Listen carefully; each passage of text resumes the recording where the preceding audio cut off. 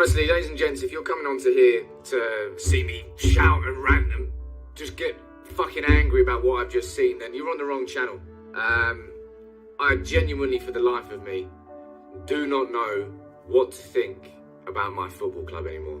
Manchester United there, we've lost against Brentford today 4-0, and Brighton 2-1 on the first day of the season. 2 first games of Ten Hag, 2 losses. Manchester United currently bottom of the Premier League. We've lost our last 6 away games in a row. And you think you can't get any lower than last season, and the first game happens against Brighton. You think you can't get any lower than that game against Brighton. Then you go and play Brentford away and you get fucking steamrolled 4-0. 3 comical goals. David De Gea, wow. For both of those goals. The first one, an absolute calamity of an error. The second one, why are you giving the ball to Eriksen in that situation? He's never going to come out of that with the ball. The third, a comical set-piece goal. And it's just going to now start getting people to talk about Ten Hag. Start getting people to talk about the problems at the club. Maybe the players aren't right. Of course the players aren't fucking right. The manager is right. And it's about time. Gary Neville in that game, at some point he started talking about Lisandro Martinez. He shouldn't have played because of his height there. Let's please stop it. Stop it. For years and years and years and years, Jesus Christ, what is it, 17 years now? From before the Glazers took over the club to now, they've been a problem. Fergie was the genius who managed to navigate his way through that despite what they were doing and the ambition that they were sapping, draining out of the club until they bled us dry. What you're seeing now is a consequence of that. Ten Hag, I feel like Ten Hag, you know, the full Monty, just a bunch of dudes who can't, they're not fucking strippers, and they have no idea what they're doing. That's like Manchester United's squad for Erik Ten Hag. He's got his system and the way of playing, and we are giving him drunks, addicts, nobody who has any idea really how to play that system. And you're seeing the consequence of it. Is Ten Hag learning? Yes. Has he probably been blown away by the quality of every team in the Premier League?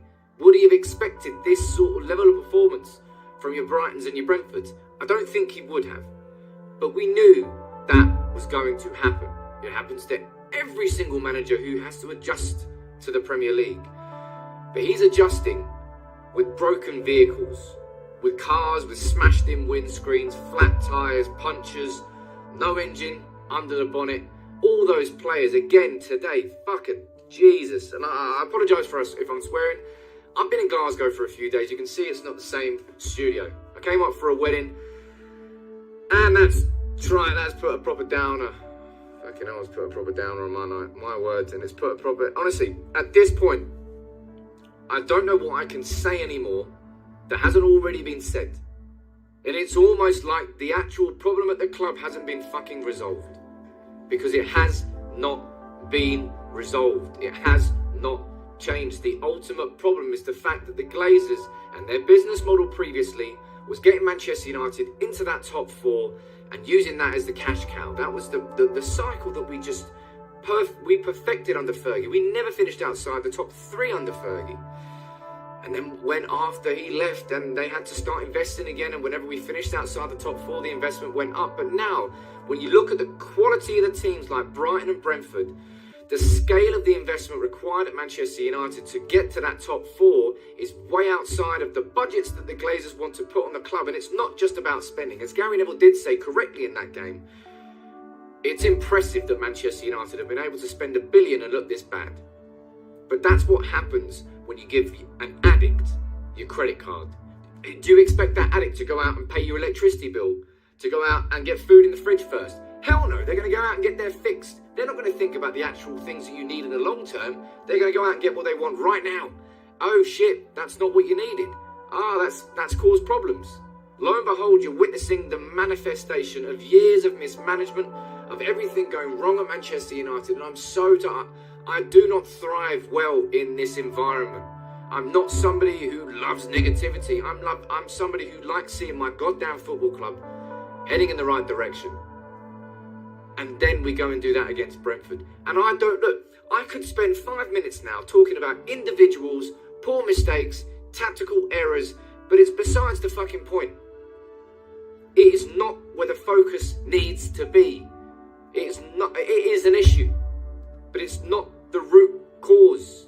It is a consequence of what's happening above that. Ten Hag shouldn't have the players that he has.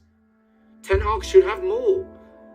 In a summer where we needed major reinvestment, and that was before the likes of Pogba, Cavani, Matic and Lingard left on free transfers. It's like over 200 million worth of, they didn't fit United, but they were good players. And they've been replaced by Martinez, Malacia and Eriksen. We don't have the tools that Ten Hag needs.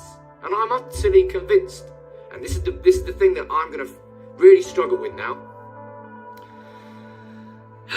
because there's going to be energy against Ten Hag. It might not come from United fans, but the media's going to jump on it and they are going to thrive on it. They're going to shove it in all their headlines. They're going to try and drag him down and make him sink into quicksand as quickly as possible. Manchester United have been in a boom-bust cycle for a long... I mean, football technically is a boom-bust cycle. You have your ups, you have your downs, of course. But these false dawns at Manchester United, the cycle of it has become smaller and smaller and smaller and smaller, to the point now where there is no boom anymore. We're just in bust.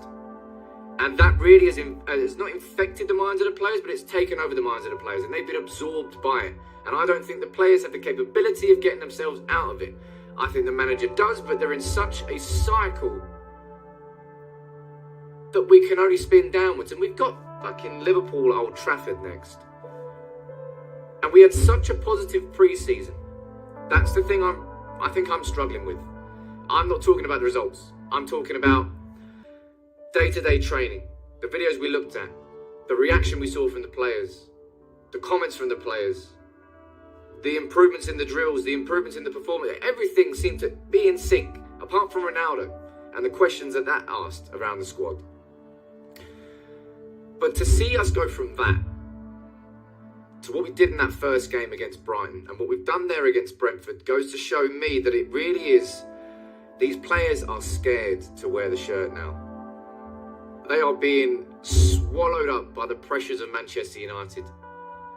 And I don't really see how they come out the other side of it. Honestly, I don't.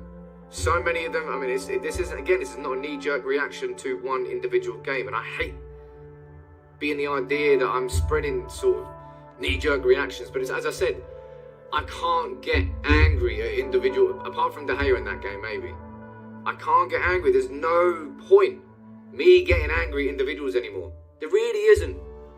There's no point getting angry about Malacia not starting instead of Shaw, or tactical things that may have changed it, or subs that could have come on earlier in the game. The problem is, and the problem always has been, the Glazers at Manchester United, and how the difference in their ambition compares to what the fans and everybody else wants for the club. And it's like two magnets going against each other, pushing away, not working together. The thing I really feel and hope is that right now, there's more momentum behind getting the Glazers out than there ever has been. Manchester United as an institution has lost so much of its value. It feels like something could happen, and I hope that we can organise some sort of, whether it's a boycott for the Liverpool game, there has to be more energy behind it, because people, don't start fucking questioning Ten Hag now. Don't start feeding anybody that's going to do energy behind that. You can slam the players if you want. The majority of them were there last season, the season before, and they're just doing more of their bullshit. But Ten Hag will not be able to turn this club around until you start replacing his 47-year-old rusty saw with a new drill. He needs the tools to make his system work. Right now, wow. Manchester United, man. 4-0 against Brentford. 2-1 against Brighton. First two games of the season. Of course, there were mistakes from Ten Hag. I'm not saying he's guilt-free in this situation. But I implore you, here now, don't put your energy into that part. It's not where it needs to be. Even if things could have changed and we would have improved in these two first games, what you're seeing is the manifestation of a mismanaged and negligently mismanaged football club for such a long time that we don't know who we are anymore. Apart from the laughing stock of the Premier League and everybody else, they're enjoying it.